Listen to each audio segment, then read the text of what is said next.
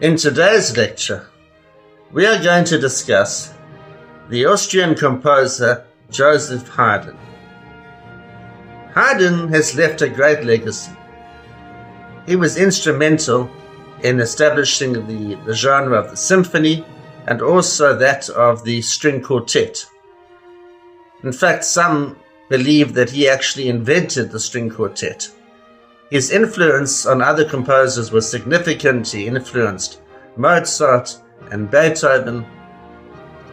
His legacy was such that he was referred to affectionately as Papa Haydn. But it is believed that the image of Haydn that we have inherited is essentially a reflection of how he was in his latter years, when he became known to the first biographers who recorded his life. The image of the wholesome, good-natured diplomat who loved nature, who was robust and good-spirited. This is true. However, one forgets about the younger Haydn, who was passionate and powerful in his ways. Haydn didn't have an easy start to life. At the age of 8, he went to sing as a choir boy in St. Stephen's Cathedral in Vienna. But when he reached puberty and his voice broke, he was dismissed from the choir and he was left with no money whatsoever. He was destitute. He did whatever he could to survive. He would play with street bands. He had a difficult time and was only in his late 20s. In fact, in 1761, that he finally gained some recognition. The Esterházy family, the Hungarian royal family, the Esterházys, they took him on as their musical director at the Esterházy Palace. And he was given an enormous amount of work. He was responsible for every musical aspect of the daily life of the palace, composition and performances throughout the day, operas. It was non-stop work. But he had a sense of security and of self-respect. But he was still essentially a servant. It was around this time in history that composers were starting to fight for their freedom. They didn't want to be servants anymore. We learnt in the previous lecture how Mozart hated being a servant, that he was treated badly, that he was physically kicked out of the residence of his employer. He used to dine with the servants. He was treated as only essentially a skilled servant. Haydn too was a servant, but he did have a certain status at the Esterházy Palace. Later on in life, in the 1790s, when he traveled to London, first from 1791 to 1792, and then again from 1794 to 95, that was when he had actually gained international fame. He was loved all over Europe, and he was a free composer. Perhaps one of the first genuinely free composers.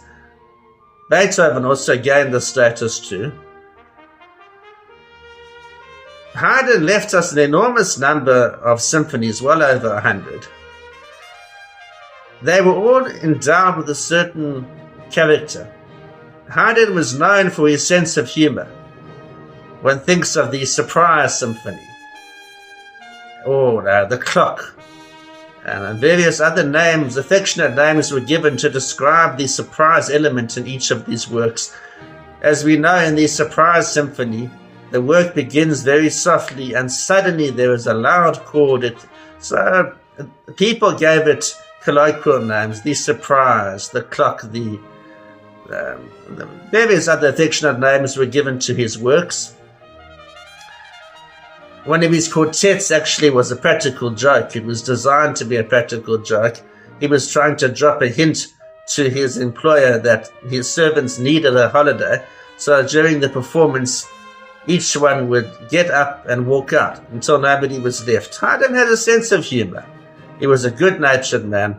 His love of nature was reflected in his works. We're going to look specifically at his Trumpet Concerto in E-flat major. The work was originally designed to showcase the recently invented keyed trumpet. In Haydn's time, Originally, the trumpet was still the old Baroque trumpet that could not play a chromatic line. It relied on changing the pressure in the lips of the performer, and this allowed certain overtones to be achieved.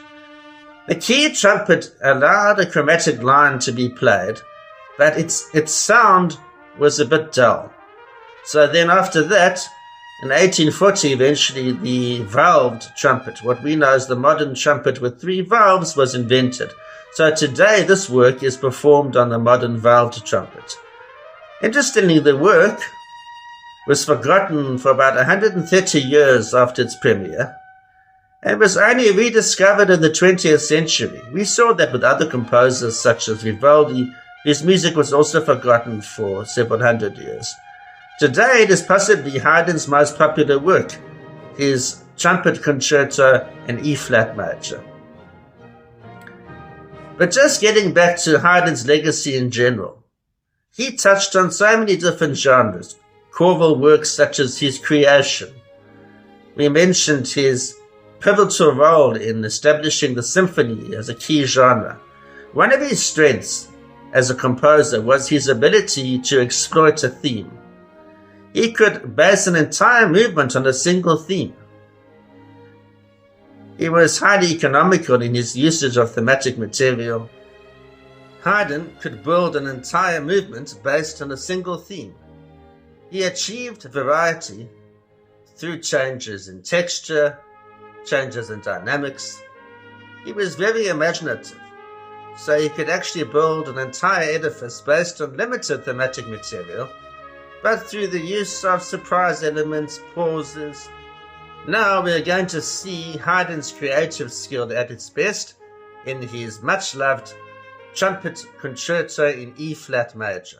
Haydn's Trumpet Concerto was premiered in 1800. It was forgotten thereafter for about 130 years. It was in fact first published in 1929. Finally, in 1930, a recording was produced of the work.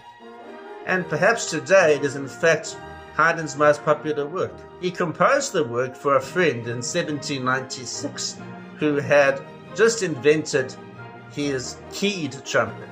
The third movement of Haydn's Trumpet Concerto is in sonata rondo form. When we learnt about sonata form last week, we understood that sonata form is built on the contrast between 2 main themes, the A theme and the B theme, and there is a development section. In rondo form, the main theme or the A theme keeps recurring, and it is constantly juxtaposed against fresh material. So it might take the form A, B, A, C, A, D. The A material keeps coming back. That is rondo form. Now this is sonata rondo form. The movement can be outlined as A, B, A, and then modified B, and then A again. Then, taking elements from sonata form, there is a development section. Then the A material returns, followed this time by a slightly different form of B, and then borrowing again from sonata form, there is a coda section. The A and B themes are first introduced by the orchestra. Then they are presented mostly by the trumpet, with the orchestra lending support. Here one can hear the A theme. It is a lively theme with a dotted crotchet followed by a quaver rhythmic configuration.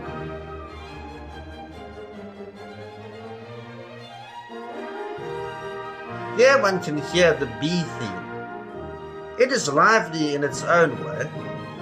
It outlines a descending broken chord.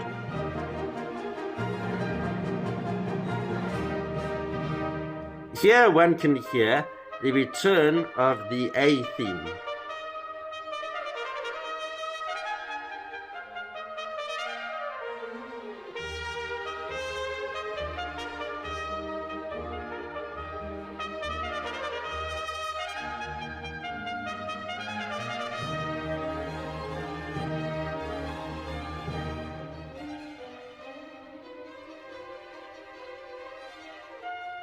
Here one can hear the return of the B theme, this time slightly modified.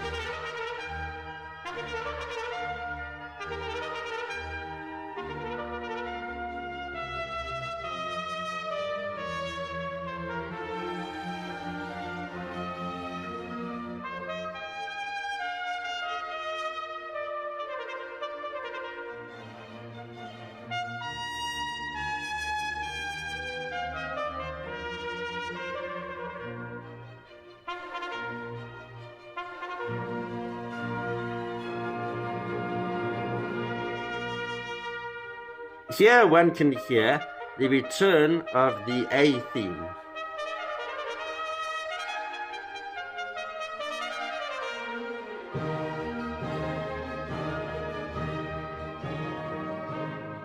Here one can hear the beginning of the development section.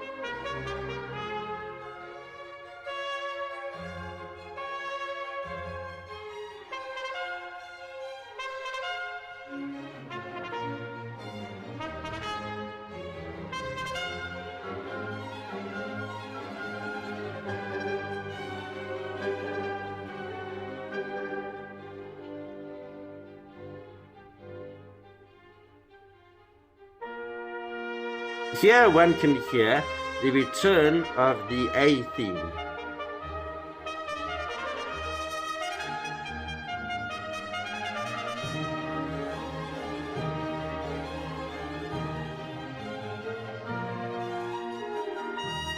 Here one can hear the return of the B theme, this time further modified.